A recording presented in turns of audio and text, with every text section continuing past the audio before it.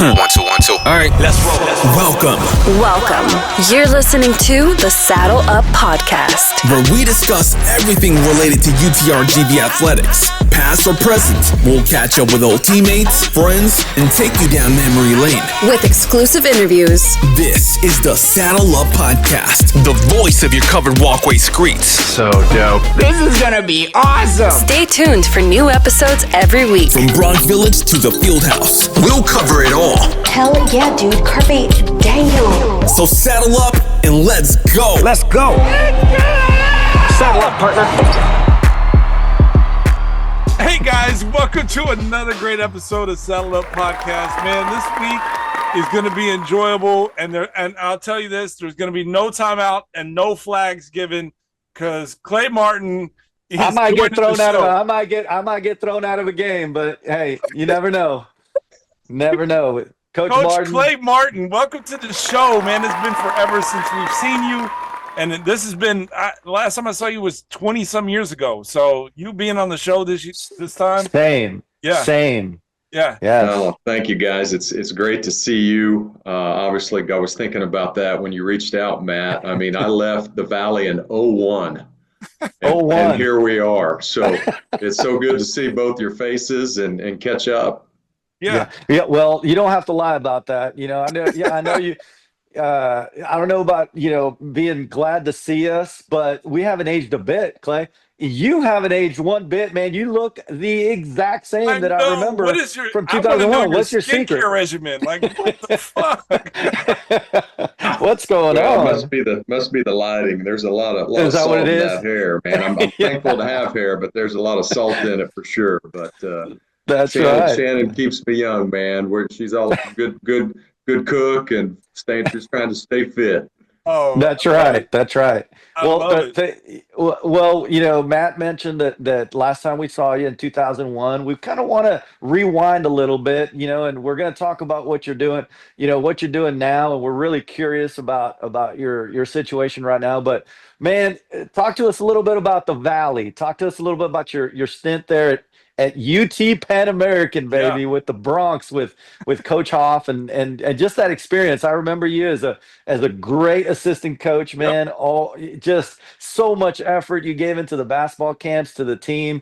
Guys loved you. Can you kind of talk about those times here in the Valley for our Valley people, Coach? El Valle, let's go. Vamos. Vamos ahí. Yes, when you have a little bit of age on you now and you look back and really reflect just how fortunate I was, right? So my first job out of college was a Division I basketball assistant.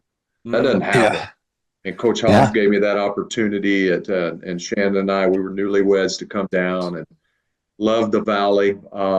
Just unbelievably kind and nice people. Obviously didn't know anything about it other than Coach Hoff said, I want you to come down, let's go. And I'm like, let's go. Let's go. Yeah. And, no questions asked. Yeah. And so we went down there and made some really, really neat friends through athletics and through our church and just people.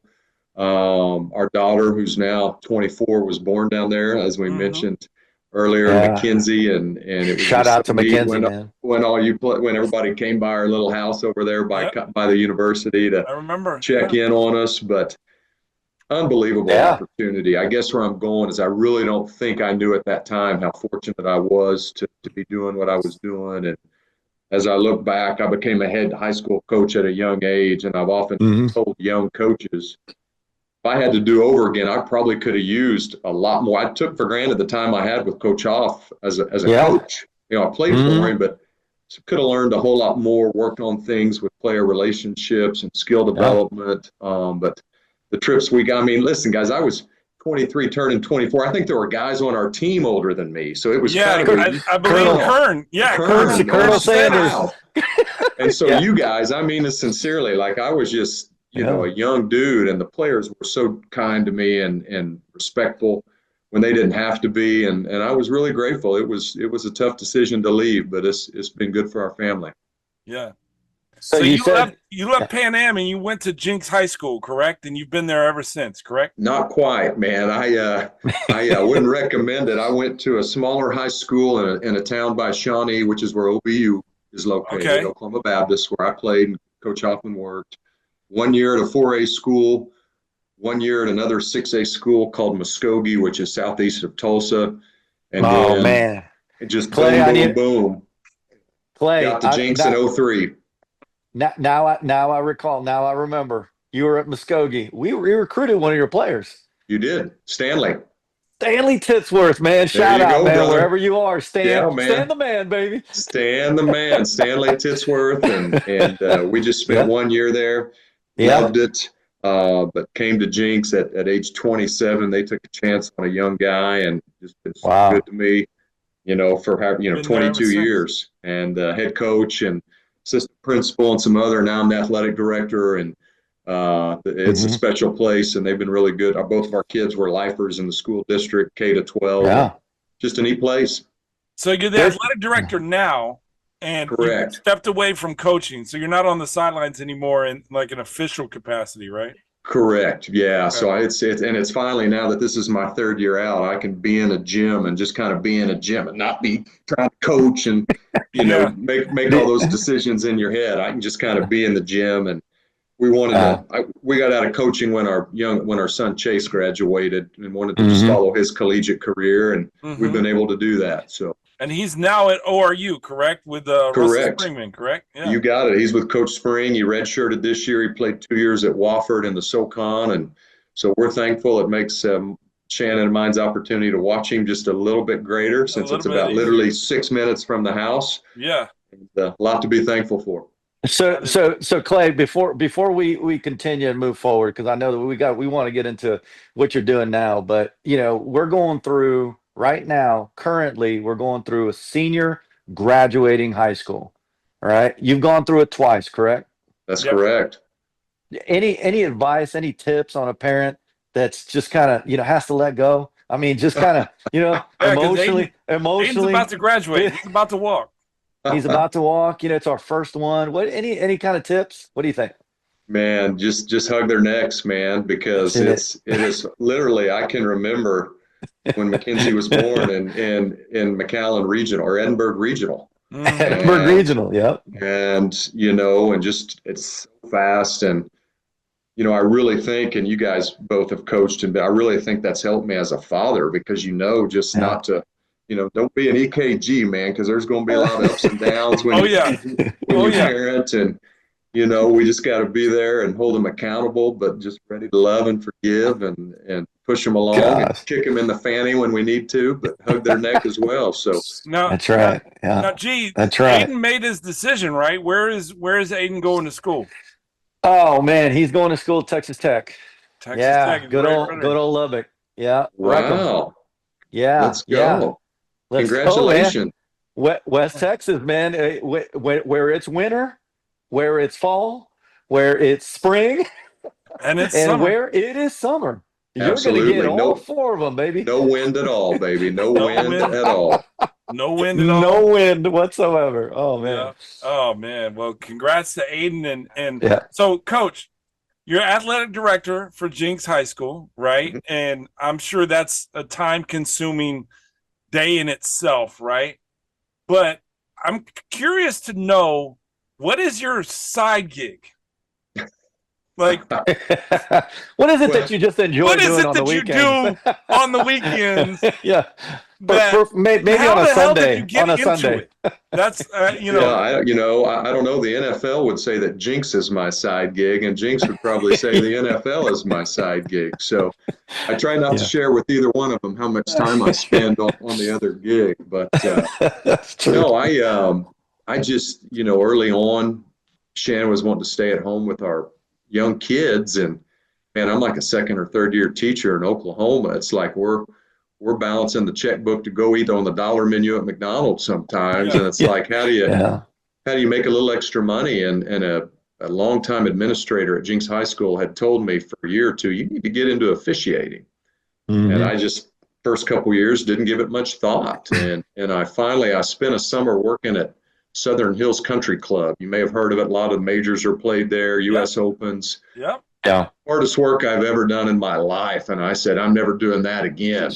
And so that's when I reached out to Charlie Meyer, the gentleman who had mentored me, and said, I think I want to give this officiating a go. And literally, man, it was just the Lord just had his hand on it. There's no other answer, because 2 years I'm doing little kids in high school. And after 2 years, I got hired to do Division I. And once you get into Division I, you're in that database, whether you think it or not. That's where the NFL recruits and evaluates. And so I was in Conference USA for 8 years. And then in 2015, got the call, not that I remember, but April 9th, 2015 at 1:37 p.m.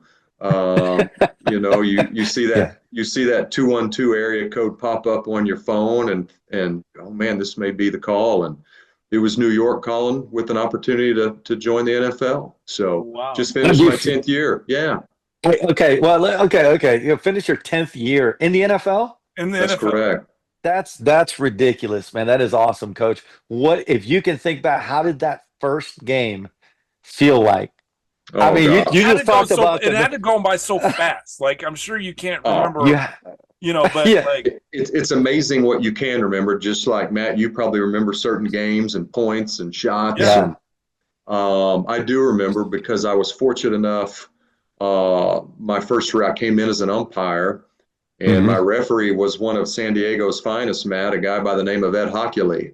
And everybody knows Mr. Ed with the big arms.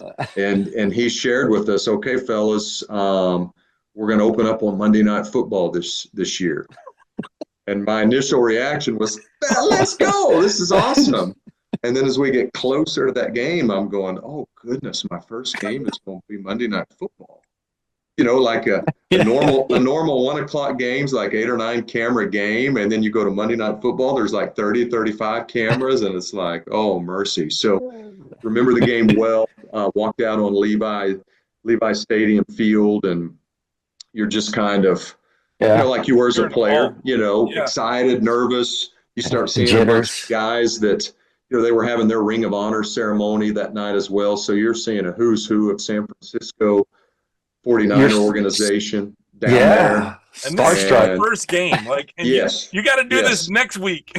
Yeah, exactly. And so, and once you kind of get through that and the whistle blows, you're locked in, you're ready to go, just doing your thing, working your keys. And 3 years as an umpire, and then the last 7 as a referee. I'm curious how that works. Like, you kind of answered my question. I was going to ask, do you come in as like maybe a line judge or a back judge, and then kind of work ultimately to become a referee, right? But like, how did that kind of evolve? Because you've kind of been on like a sort of fast track. Like, there's referees that have been trying to get in the league forever, whether you be NBA or NFL. Like, how does that work to where they identify you as, we think you'd be better as a referee because you're really good at being an umpire? Yeah, that's a great question. And you hit the nail on the head. So much of it is about timing. There's so many good great officials that have not made it into the NFL. And I look in the mirror sometimes and go, how did I get this fortunate? How many guys retire each year? When a big class opens up, are you still in the age bracket they would hire, most people, they kind of bring you in where they potentially see you. I was a line judge most of my career. I was a referee for 2 years in college. And when the NFL hired me, they said, we're going to bring you in as an umpire, a position I'd never worked. They said, because we see you being a referee in this league, so we want you to work back there in the offensive backfield where the NFL umpire works. Yeah. And there's never a guarantee, right? It goes down to, there may be white hats that are white hats for 20 years, and there's just never any openings. So, again, so much is just about timing. And, I guess it was 7 years ago, we had a summer with, 4 white hats deciding to retire or switch into TV roles or whatever. And I was just one of the, one of the few lucky ones that they said, hey, we want to make you a crew chief. So here we go. That's amazing. Yeah, but awesome. You say lucky, Clay, but I mean, you put in time. I don't. You put in time. You put in effort. you were at the right place at the right time. Yeah. But you were prepared. You were prepared and you put in your time. Yeah. And you put yourself in that position. Yeah. Well, I appreciate it. That's true. I mean, it's one of my favorite Abraham Lincoln quotes is, "I will get ready and then perhaps my time will come." So you got to be ready. And I love that. And so many young kids want to be told they're given an opportunity, then they want to hook it up. No, you need to be ready on the front end. You need to be ready when it pops up. Exactly. And so, timing was there, and you've got to perform. I get that, but still, I've been blessed with opportunities and just to be mentored by like Ed Hockley and Carl Cheffers, two of the game's greatest, and it's just an unbelievably wonderful fraternity. So I got it. So what is it? Let's say it's a Sunday game, right? Obviously, you're an athletic director for your local athletic program, right? For Jenks High School. What is the day to day? What is your typical day, weekend look like when you got a Sunday game? That's a great question, man. It's absolutely. It's nuts, but it's awesome. I just moved into the AD. Just for clarity, I just moved into the AD role in July. Okay. So I'm 6 months into that role, but it doesn't matter. I mean, whether you're selling insurance or an AD or famous podcasters like yourself. Oh, shit. We appreciate that, Clay. Yeah, absolutely, G. Yeah. And, it's good to start on Sunday and just work your way. So like a typical, we'll get up and we'll do a crew devotion. Let's say it's a 1 o'clock game, a 1 o'clock Eastern game. We'll do a crew devotion. We'll have breakfast, leave for the stadium about 9:45. We get there about 3 hours early. I've got 3 meetings before I ever take the field. After we get there, I've got a security meeting, medical meeting, a TV production meeting that we go over all sorts of things. Take the field at 50 minutes and walk the field, talk to both head coaches. And then essentially just work a football game. And, for a 1 o'clock game, then I'm probably on a 6:30 flight home, land about midnight. And on that flight, your week begins because I'm already watching our game. By the time I land in Tulsa, I hope to have watched our game once or twice, have my own review done, my own notes to start preparing for next week's meeting. Monday and Tuesday, I'm locked up with New York as we're going over the game, reviewing as we await our evaluation. I'm starting to prepare the pregame for the next week, watching film. Wednesday, we finish the game you just worked. I'm done. The grades are out. Here we go. Wednesday afternoon, it's time to start prepping scouting for the next 2 teams. And we've got unbelievably, great film access to be able to watch and prepare our team. And, there's usually an hour a day or so in the rule book just because it's so crazy. You got to stay on top of that.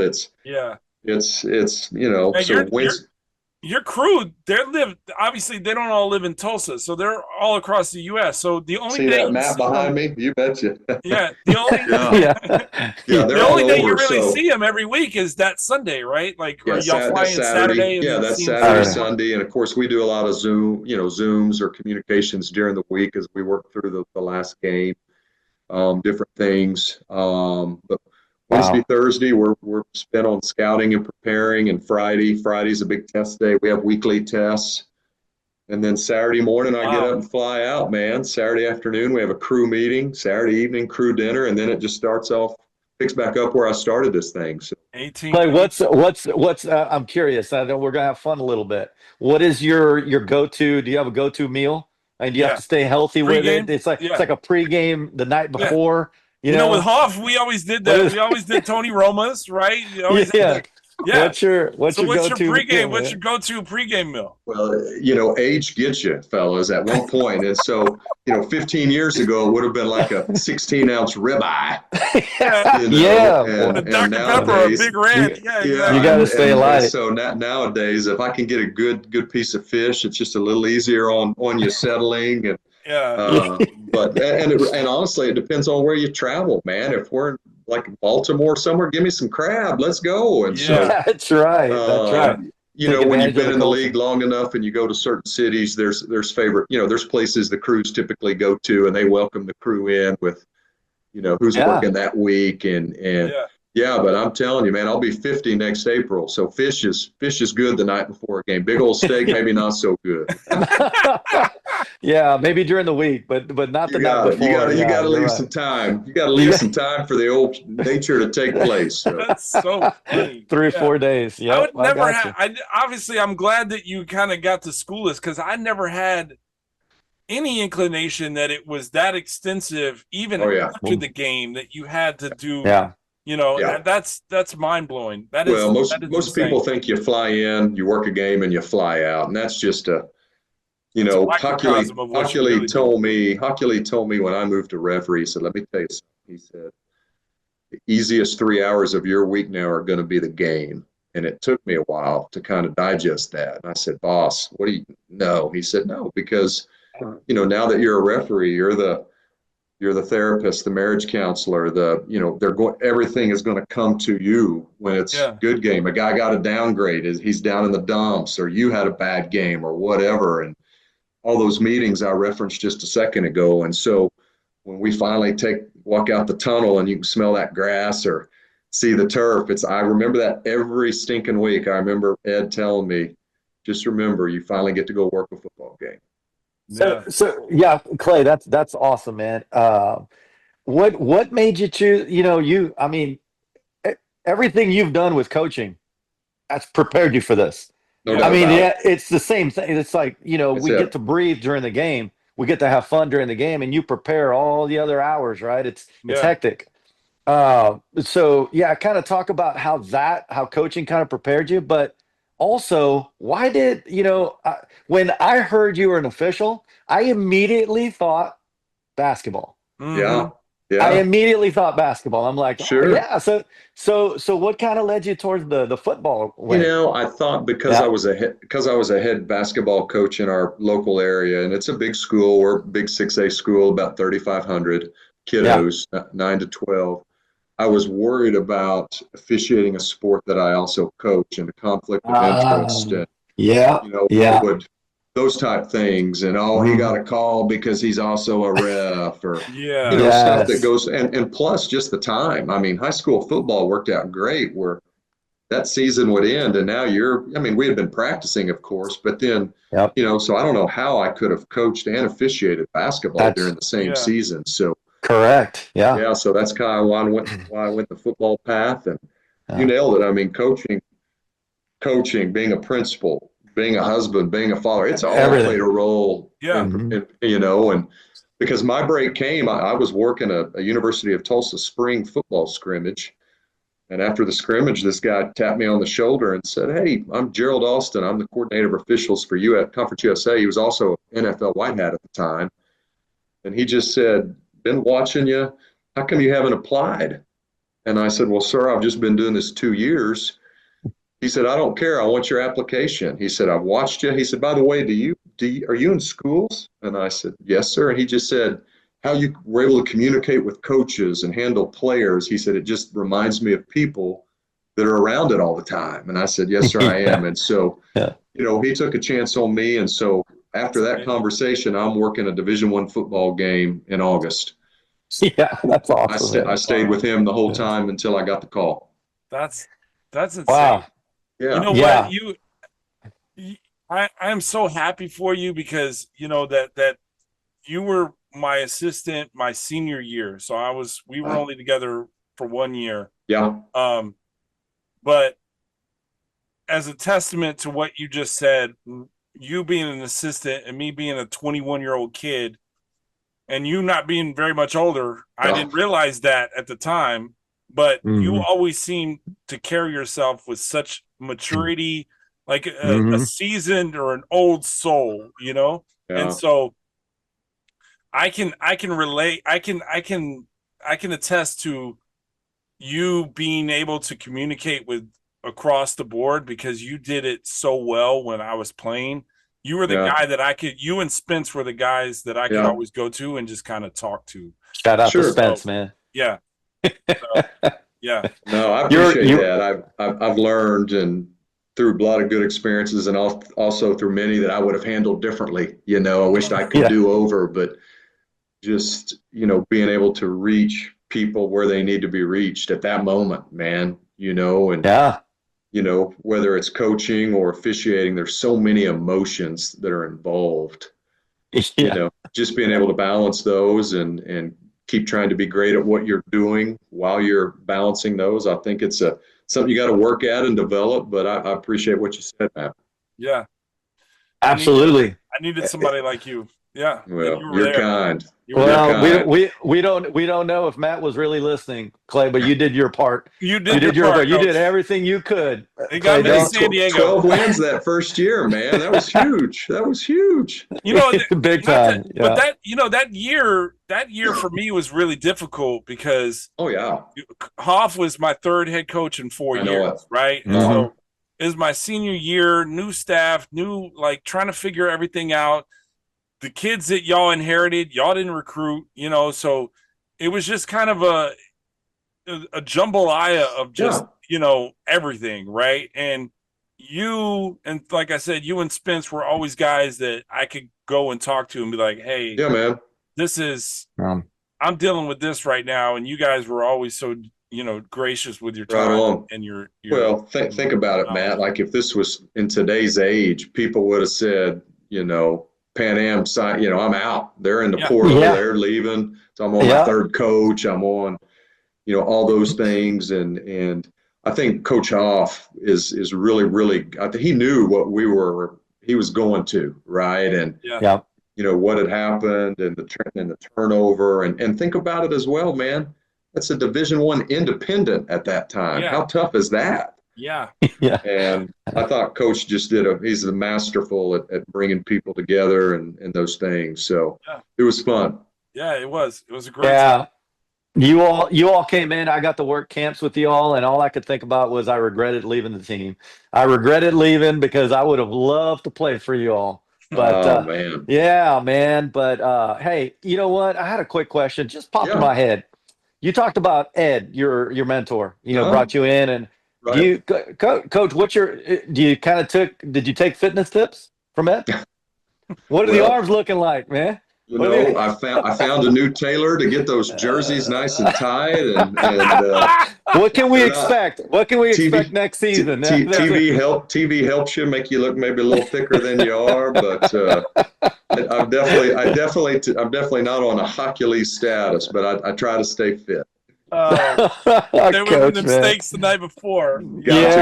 Guys. All fish, man. All fish. Hey, well, Coach, we're running short on time, and it's gone by so fast.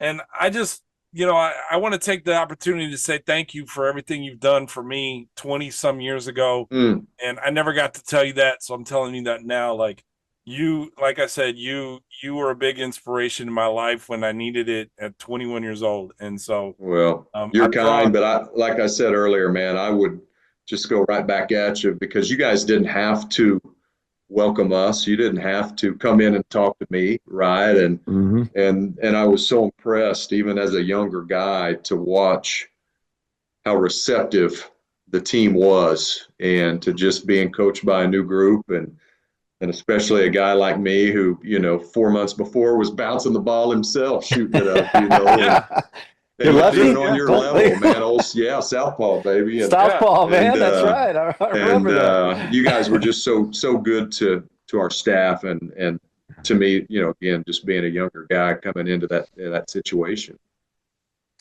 Clay, for good, just old time's sake, man. And I remember, I still hear your voice. This is crazy. I still hear your voice.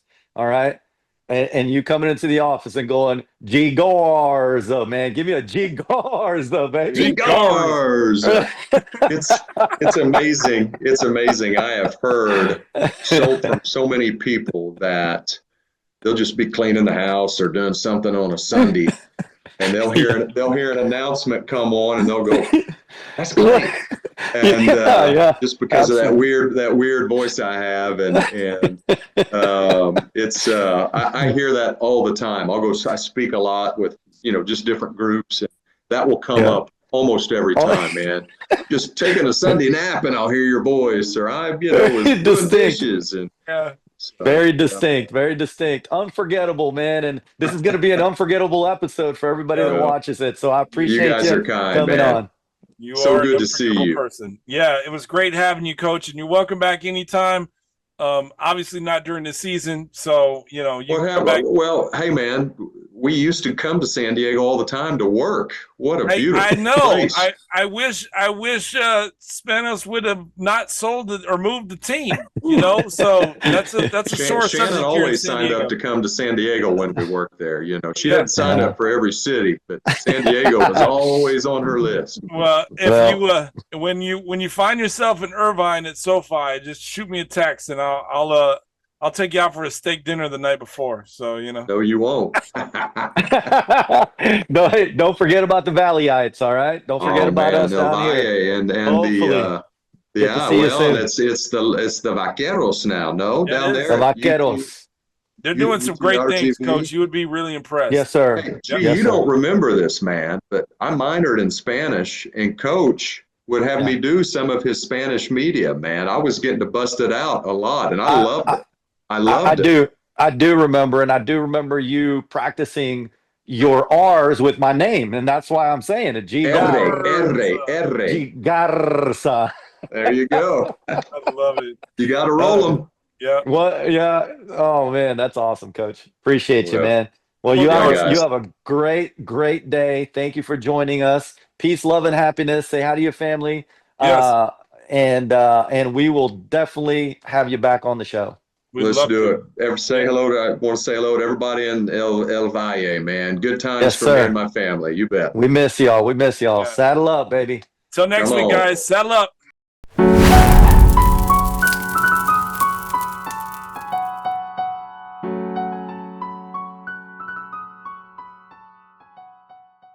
Like we weren't supposed to come up with something this clean. Like something happened